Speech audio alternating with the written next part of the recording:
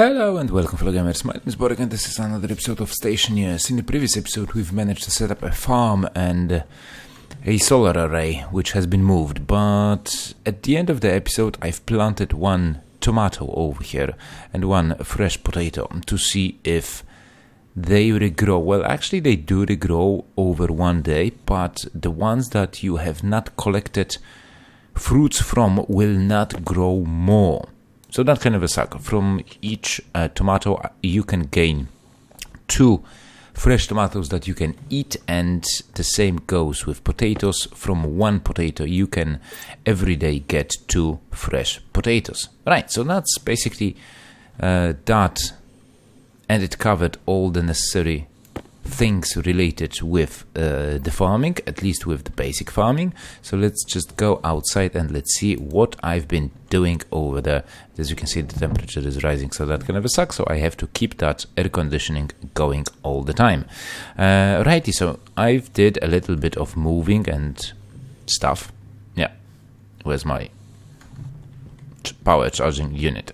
It's over here, because I just had to move everything over to this side, because, you know, as I said, I wanted to have those panels elevated, so there's the sun, so they are not hidden behind any mountains whatsoever.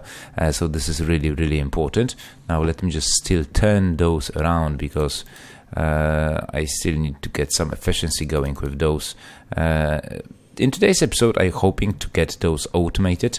So yeah, I'm really looking forward to do that. So this place is going to be, let's say, separated from the base, because if I get this automated, there's really no need for me to keep coming over here and being involved in the change of the, angle of those solar panels. So that's what we're going to be doing in today's episode. I hope that shadow will not interfere with the plants inside. It doesn't look too perfect, but yeah, that's the first design that I had in mind. So I will put automated version over here, automated computers over here on this side, and still have the possibility to grow my solar array stations over there in the distance. But before we can do that, because I will need one of those power controls, area power control units, they require solder, and solder, how you can make solder, you have to have a furnace. So first of all, we're going to be building one of those beauties. Right, let me just orient it in a proper fashion. We have exhale of gases, input, like that, input and output. Where's the input and output? I have absolutely no idea. Input and output on this side, and there's a handle somewhere.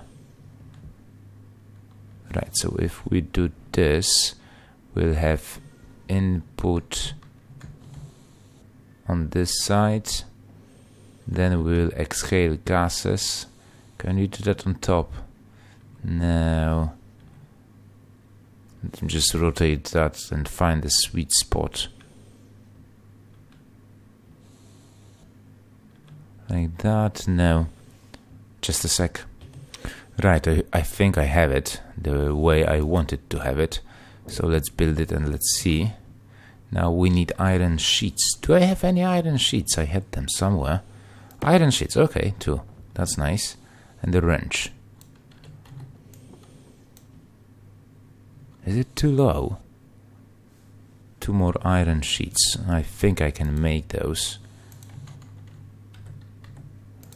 2 iron sheets in no time. 1 and 2. That should be more than enough. I think welding torch is going to be needed for this action. Operational. Yes, that is perfect. So with this beauty in my hand, well, it is operational in a bit different matter, because over in here you have to input stuff like iron, coal, oxides and volatiles, which will be needed for us to create a right temperature in in the furnace. Over here we have a release handle that will throw out stuff on the other side. And for the volatiles not to melt in my hand, which I have some oxides and volatiles in my hand, and it's like water. So right now we have temperature of 11 Celsius degree. I will put it in my hand, and as you can see, it is dropping fast. So volatiles and oxides in the hot environment above 0 will basically escape, will vaporize, and you won't have anything out of them. So you can keep them in your inventory. They are going to be safe, and most probably later on we will be able to store them in like proper conditions. Right now we have to wait till the sun will set, and that will allow us to split those in the right order, so we can later on have them at hand. We will need some coal, and we will need some coal. So let me just take one of those, because we will make steel and we will make solder. Do I have any iron? I have some silver. I have some iron, so that's nice. That's nice. And then we'll need some lead and some copper as well, I think, for the solder. I might be mistaken, but hopefully I'm not. Well, we shall see how it's gonna go. Right, so the temperature is going just above 0. So in a few seconds we should be able to get this beauty going. Right, it is 0 right now, so let me just check. Yeah, it's okay to store stuff because it's -1, -2 Celsius degrees, so that's nice. So what we need to do is basically split those things in half. So in the right hand you can start splitting those guys. I think it's like 1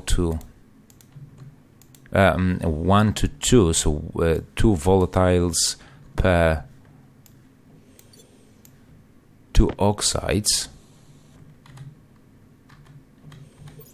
In order 1 and 2, in order for the furnace to kick in. It's still processing volatiles. Requires at least, can be melted. Volatiles can be melted by processing active. Okay, that's done. So if I put it right over there, see? Now we've reached the furnace in the right temperature, and it does produce some gases, which then later on are exhaled over there. We will deal with that later on. So to produce ore, maybe not ore, I'm gonna split that one in half, like so. And then to produce steel, for example, you need one piece of coal that you dump in over here, and 3 pieces, 1, 2, 3, 3 pieces of iron, and over here, as you can see, it says furnace contents 3 grams of iron and 1 gram of hydrocarbons, and will produce 4 grams of steel. There you go. So now we have steel. Of course, you can put like raw ore, split in half.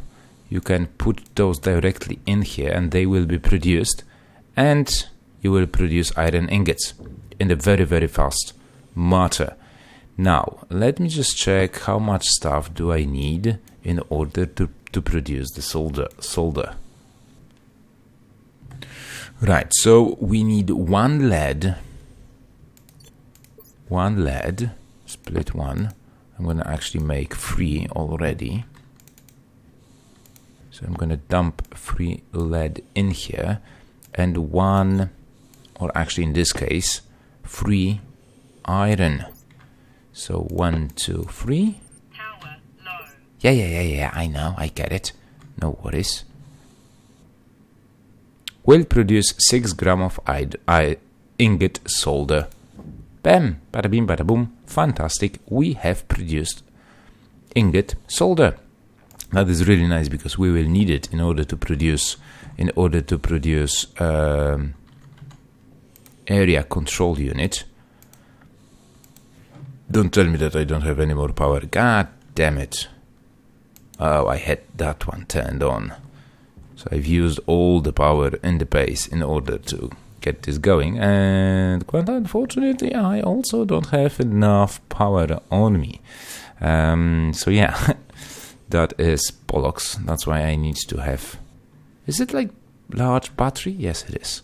So I will dump this large battery to be charged overnight. And I guess we'll have to wait till the morning in order to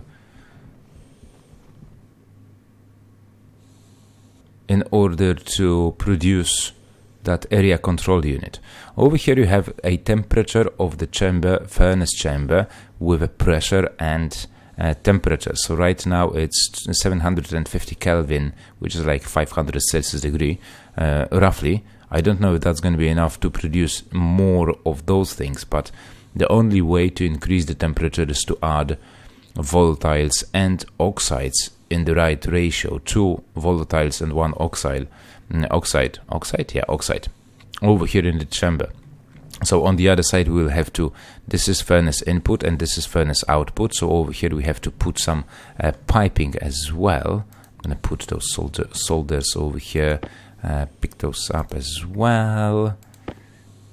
So we will have to exhale gases from this furnace, because right now the pressure inside is 2.6 megapascal, so eventually we will produce some gases.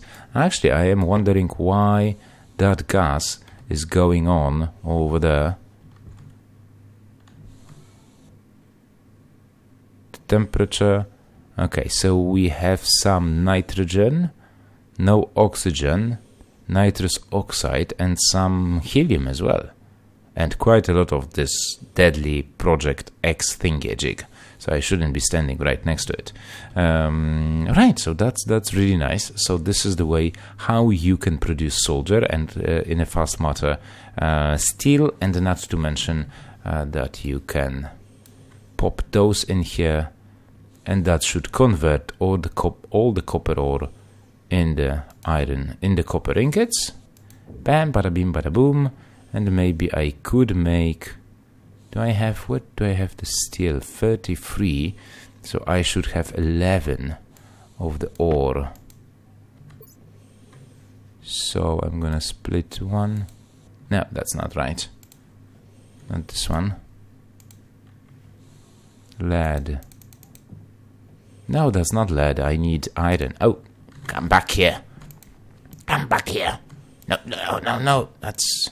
lead on the run. Catch it when you can, if you can. Okay, I'm gonna put it over in here. Thank you. And I need coal, basically. So if I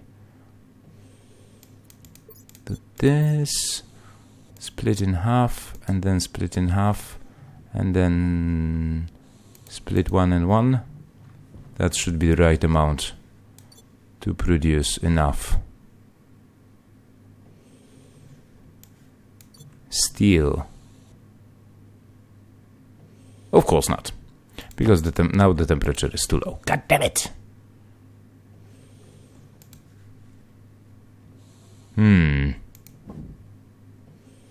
What the hell?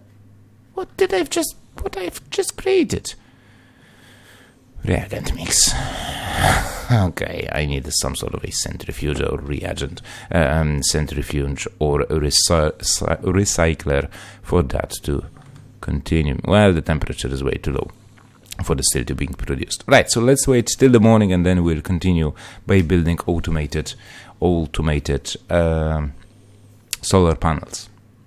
Okay, so finally I found the right recipe for the power controller, and it requires 5 grams of iron, 2 grams of copper, and 3 grams of solder. Oops, so we can actually make one more. So this is going to be the very, very simple setup to have those things being automatically controlled by the sun that travels around the system over there. So hopefully I will be able to make the right explanation for you. So in order to build it properly, you will need 2 kits of logic inputs and outputs, 1 logic processor, 1 memory kit, 1 sensor, and 1 power controller to take care of this area. Right, so of course we will start off by placing daylight controller. Then we need memory chip. Come on. Hash generator. No, we're not going to be generating hash, and I have absolutely no idea why sometimes you just need to move to the right place somewhere lower in order for those things to be built. I need to have it like somewhere over there to connect it with everything else. Right, II logic. We have with IO controllers, we have different things that we need to take into consideration. I mean, there are different like patch writer, logic reader. So we need to choose the right thing. So first of all, we need to place logic reader over here in this section. I'm gonna rotate it so we have logic writer on the top with the LED indicating the right position, and then we have to have batch writer. You can find those batch writer, those schematics all over the internet, so no worries. You should be able to repeat what I'm doing right now, and then math unit to do some math, logic math. That's it. Now these all, and of course not to mention that thing, but I have to put it like up there. So let me just get another frame, and then we shall continue with the wiring. Shall we? Okay, so I have already connected the memory, put on the memory and connected every single thing over here. So all those boards basically have to be connected, except for the fact that we don't have that one connected downstairs, down there, over there. Let me just close this off for you guys. No, don't turn it on just yet. Yeah, so that's that. So all those things have to be connected. So what is the main logic behind it? So we have a light sensor over here that is directed against the rising sun, which will rise over there. So it will detect, once it will start detecting the sun, it will tell the sensor that this is position 0. So if you consider an angle from the rise till the sunset, like 180 Celsius degree, so once it will start counting, it will count every angle of the sun that will go up, and will count this angle. Let's say this is going to be 0, then as the sun will move up, it will move by a certain percent, and that's the percent that we have to calculate in order for those to work as well. Let me just put that over here. So we have with a wrench, I should be able to demonstrate that. We have a position of the solar panel that right now is, let's say, in a horizontal position. Or is it vertical? Vertical, horizontal, like horizon, it's over there. So that's vertical. So let's say that this is 0 degrees. And actually, well, it says that over here it says percent. So we move it by percent. So if we consider this as 0, this is going to be 50%, 90 degrees of an angle, and 100% over there, that's going to be 180 degrees of the total movement. So what do we do over here? We have a logic unit, a logic reader, we have a memory where we will input our constant, which is going to be 1.8, but I will explain that in just a few seconds. So what do we do? what's the logic behind it? So the light sensor will measure the angle. So first of all, in the logic reader, we need to input, because we have some screws over here. So over here, logic reader will take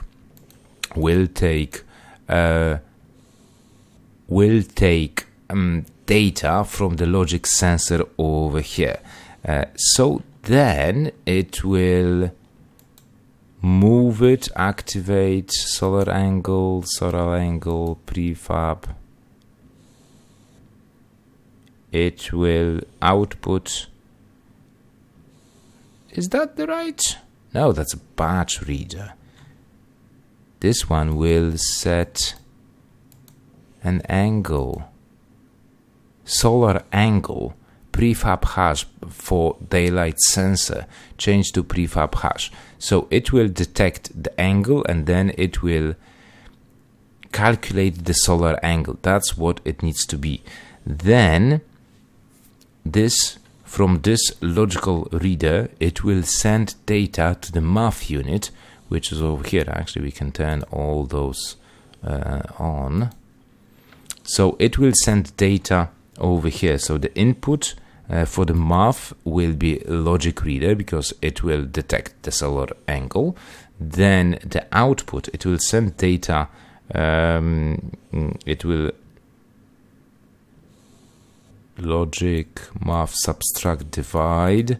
That's going to be the other one. And second input, because this will calculate, and it will calculate the angle, the solar angle, and the second value that it will take from the memory that we have connected to our place over here. So as I said, 100 degrees of the angle of the sun moving on the horizon, on the sun, on the sky.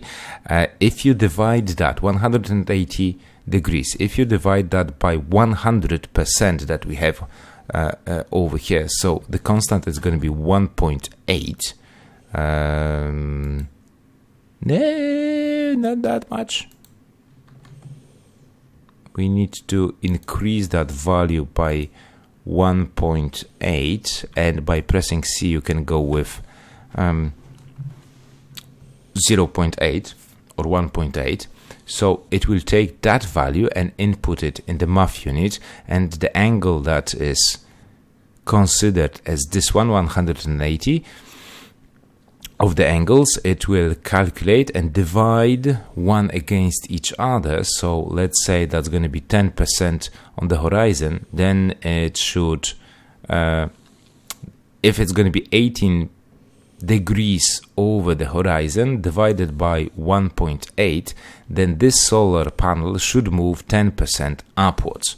Basically, that's the calculation that will have to be done by the math unit. And then, of course, batch writer, it has settings, no device. We need to set the solar panel. If I did it right, I have no idea. Is it on? Yes, it is. So it will output, it should output to solar panel, daylight sensor area control, solar panel. It will output the data that is going to be calculated by the math unit, and it will batch reader, settings vertical, batch writer, math unit. That's the in math unit, and it will give information to the solar panel to go with vertical. I hope. If everything is correct, if my calculations are correct, then this should work. Should doesn't mean that it will. And I hope that it will not burn everything to the abyss of hell. Oh yeah. That one is turned off. And as you can see, it is moving. It works. It should change position efficiency 80% because it is not aligned like completely in line with the sun.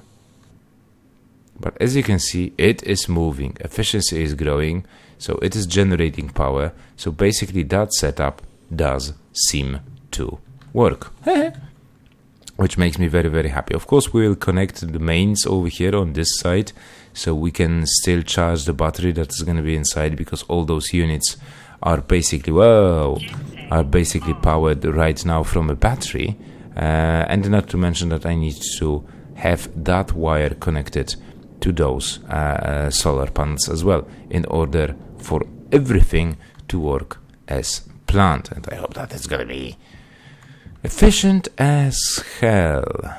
Right, let me just take that and put it over here. I'm gonna put the small battery. I still have to make some more wires for those to connect, and then later on we'll be able to let's say put like a big ass battery over here on the on top. So I am really looking forward to get this going. But as you can see, it is working, it is moving, so it is doing all the calculations that I have explained. So once more, daylight sensor will send data to the logic reader, and according to the degree the sun is above the horizon, starting from 0 to this value, it will to this angle, it will give certain value. As you can see right now, it is 47 degrees above the horizon, and that logic reader reading the data from the daylight sensor is sending that data to the math unit, which is also taking 1.8 value written in the memory over here, and it is dividing both of those values, and this value is 1% per 1% of the movement of this solar panel against 180 Celsius and 180 degrees of the sun movement on the sky, and that is 1.8. Each 1% is 1.8